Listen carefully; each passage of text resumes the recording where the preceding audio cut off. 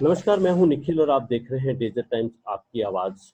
बड़ा सवाल में आज सवाल कोई 10-20 लोगों का नहीं है। ये सवाल तकरीबन 80 लाख लोगों से जुड़ा है जो भारतीय हैं।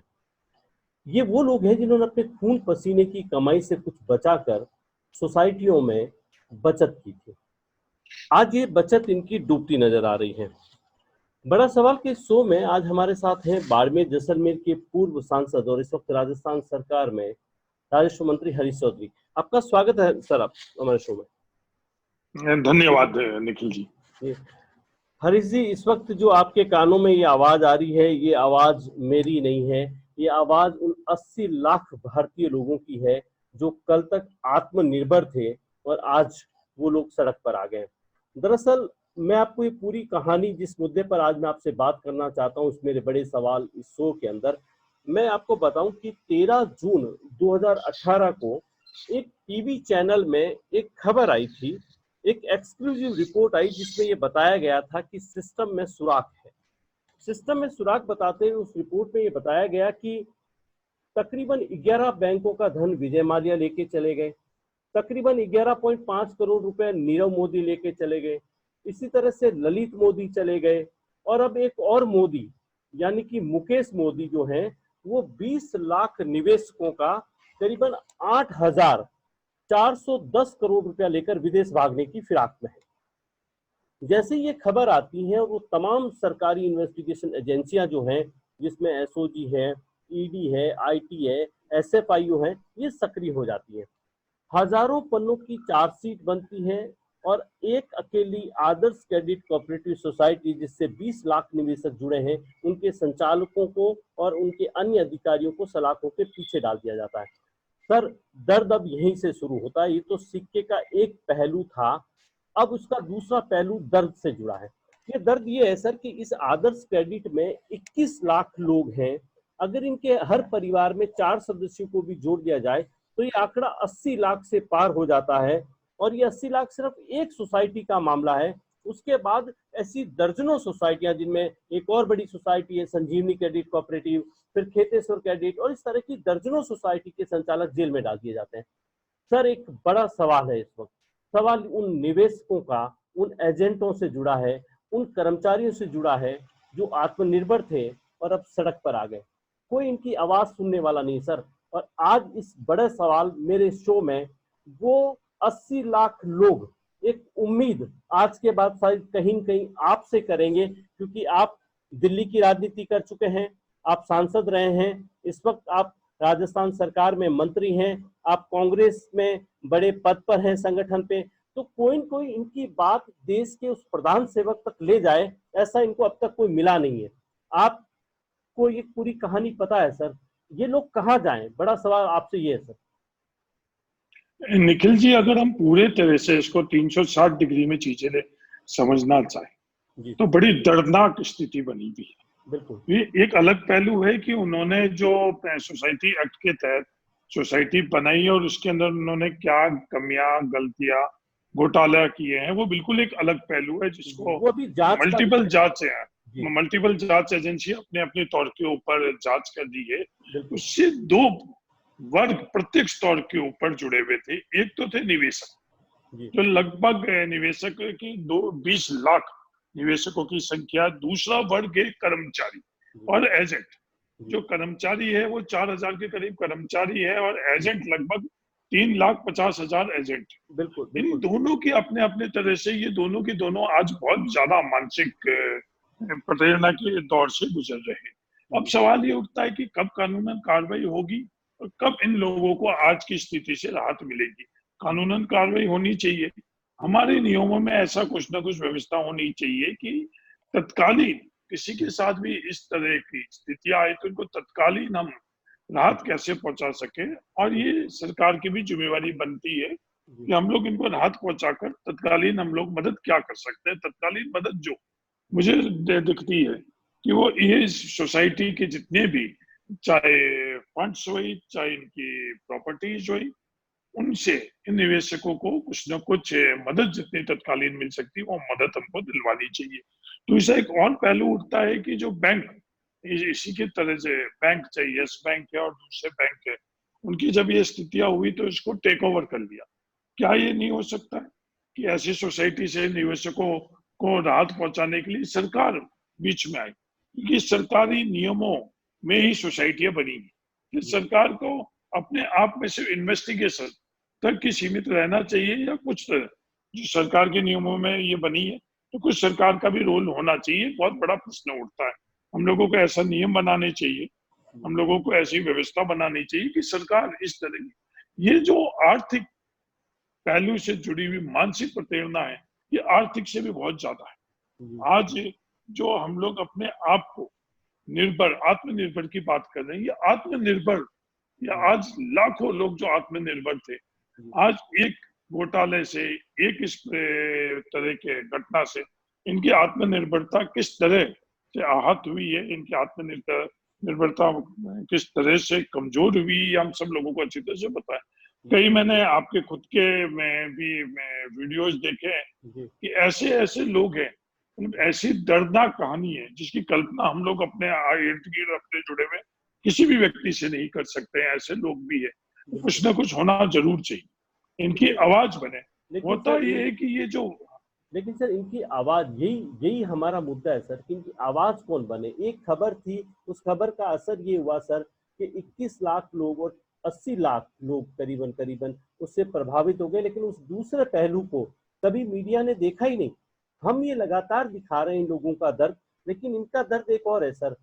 ये इनकी प्रॉपर्टियां बेच दी जाए, जैसा कि आप बता रहे हैं, उससे पैसा निवेशकों को दिया जाए, लेकिन एजेंसियों ने जो भी इन्वेस्टिगेशन हो रहा है, इनकी सब प्रॉपर्टी पे बेचने पे रोक लगा दी गई, कहीं कहीं कानूनी अड़चने ला दी गई हैं, नियमों के हवाले दे दिए गए हैं, संचालकों को जेल में डाल दिया। ये लोग रोज के हजारों ट्वीट करते हैं, लेकिन न तो प्रधान सेवक को सुनने का टाइम है, न किसी डिपार्टमेंट ऑफ होम को सुनने का टाइम है, और न किसी और को टाइम है।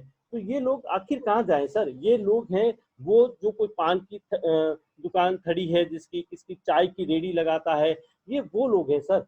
अब सत्ता के गलियारों में इनकी आवाज बने कौन? सवाल ये है सर। ये हमारे देश के अंदर ये वर्ग असंगठित है, ये पीड़ित है पर असंगठित है।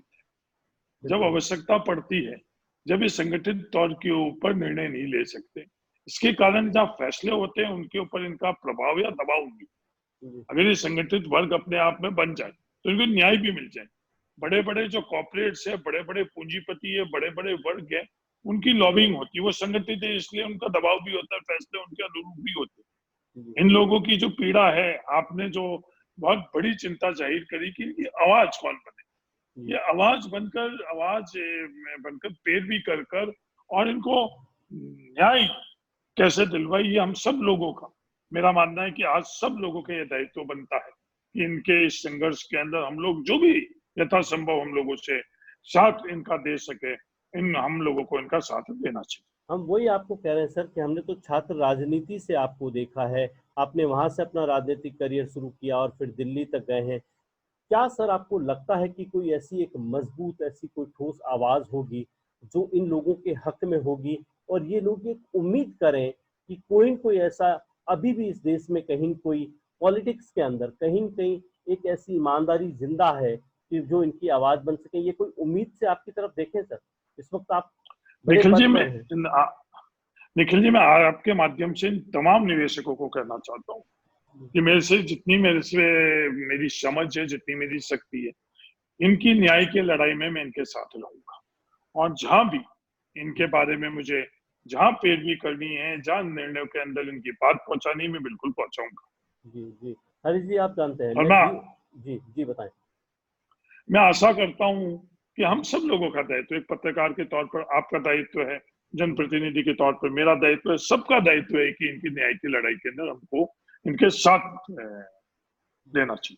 जी बिल्कुल, आपकी आवाज इस वक्त वो 21 लाख सीधे लोग और वो परिवार जो इनसे जुड़े हैं, वो 80 लाख लोग जो हैं पूरे देश में, कश्मीर से लेकर कन्याकुमारी तक 809 शाखाएं हैं, करीबन 3.5 लाख इनके एजेंट हैं, और ये तमाम निवेशक जिनको उम्मीद है कि उनकी राशि कहीं कहीं आ जाएगी आपके इस बयान के बाद, उनको लगता है कि कोई उनके हक में आवाज उठाएगा।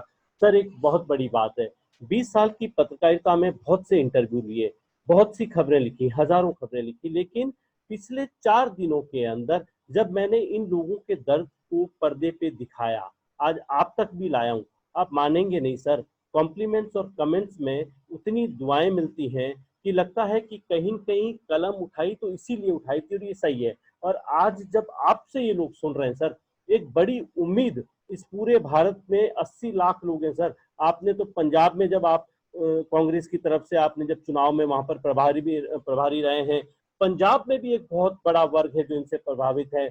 साउथ में, नॉर्थ में, कहीं पर भी सर 809 शाखाएं, और वो तमाम जो 80 लाख लोग हैं इस वक्त परिवार में, जब अपने घरों में मोबाइल पे इस न्यूज को देख रहे होंगे, आपके इस इंटरव्यू को देख रहे होंगे, तो उन्हें एक उम्मीद जगी है।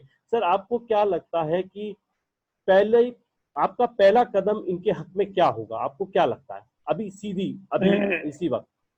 हमें निखिल जी, सबसे पहले तो हमको आरोप प्रत्यारोप, पक्ष विपक्ष, कानून नियम, इनके अंदर इनको उलझाना नहीं चाहिए किसी भी प्रकार के।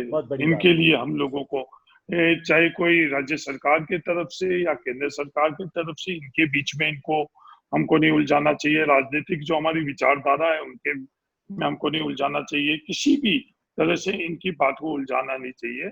हम लोग संगठित होकर इनके साथ खड़े रहे। अब जो हुआ वो हुआ, इसे निकाले कैसे, ये हमारे सामने सबसे बड़ा लक्ष्य रहना चाहिए। आरोप प्रत्यारोप नहीं है, रास्ता कैसे हम इससे निकलवाए, ये हम सब लोगों का दायित्व बनना चाहिए। जी जी, और बिल्कुल इस वक्त जब देश में ये वैश्विक महामारी है कोरोना की, उसमें आपने पूर्व में एक मेरे इंटरव्यू में भी बयान दिया, आपने और जगह भी आपके मैंने बयान सुने थे कि कोविड-19 को लेकर विचारधाराओं में जो राजनीति वो करिए, लेकिन इस महामारी में राजनीतिक बयान मत करिए। तो यहाँ पे भी वही स्थिति है सर, कोरोना से जो लोग, एक तरफ पूरे देश में महामारी फैली है, लोग परेशान है, उधर ये लोग हैं सर जो कोविड अटैक से पहले, तो ये जो 16 में 18 में जब इन पे अटैक हुआ पहली बार जून में, जब एक चैनल के जरिए, उसके बाद से लगातार इनकी परेशानियां बढ़ती गई। तो मुझे पूरी उम्मीद है सर कि कहीं कहीं ये लोग जिनकी आवाज़ मैंने आज आप तक पहुंचाई है, उन लोगों का दर्द मैंने आप तक पहुंचाया है, तो मुझे लगता है कि आप सक्रिय राजनीति में हैं, आप मंत्री हैं, कहीं कहीं दिल्ली तक इनकी बात उन प्रधान सेवक तक पहुंच जाए। और जैसा कि आपने कहा कि जिस तरह से दूसरी बैंकों को टेक ओवर करके जो रियायत दी गई है, जो राहत दी गई है, वो कहीं कहीं इन लोगों को भी मिले। अब इनको राहत कैसे मिले, ये हम सब लोगों के सामने अब सबसे बड़ा सवाल है। कोई मैं सोच रहा हूँ या मैं बता रहा हूँ, वो इकलौता तरीका नहीं हो सकता। हमको हर तरीका इसके अंदर एक्सप्लोर करना चाहिए। हमारा लक्ष्य साफ और सीधा ये रहना चाहिए कि इन लोगों को राहत कैसे मिले, इन लोगों को इस उलझन से हम लोग कैसे बाहर निकाल सके। चलिए, बहुत बहुत शुक्रिया सर। एक बड़ी उम्मीद आज इन लोगों के घरों में गई है आपकी तरफ से, और शायद ये कहीं न कहीं इस उम्मीद से आपकी तरफ देखेंगे। कम से कम किसी नेता ने, कदावर नेता ने आकर यह तो इनको कहा कैमरे के आगे कि आपके हक की लड़ाई में, आपकी जीवन की संघर्ष में हम आपके साथ, आपकी आवाज़ बनने को तैयार हैं। बहुत बहुत शुक्रिया सर आपका, बहुत बहुत शुक्रिया। ये वो तमाम लोग हैं जो इस वक्त आपको उम्मीद से देख रहे हैं। हमें पूरी उम्मीद है कि ये लोग जब अपनी तकलीफ लेकर कभी व्यक्तिगत तौर से भी आपसे मिलेंगे, तो इन्हें कोई न कोई ऐसी, शायद इनकी आवाज़ ऊपर तक चली जाए और इनको कोई राहत मिल जाए। आपका बहुत बहुत शुक्रिया सर, बड़े सवाल के शो में आपको भाग लेने के लिए। हमें और भी इस तरह की और भी सोसाइटीज़ हैं, उनसे जुड़े भी मसले जब आएंगे, या और राजस्थान से जुड़े ऐसे कोई मसले, खासतौर पे आपके डिपार्टमेंट रेवेन्यू से जुड़े, या और जहाँ ज़मीनी तौर पर राजनीतिक संरक्षण यहाँ की आवाम को चाहिए, एक विश्वास, एक भरोसा चाहिए, हम आपको अपने शो में फिर आमंत्रित करेंगे। बहुत बहुत शुक्रिया आपका इस वक्त।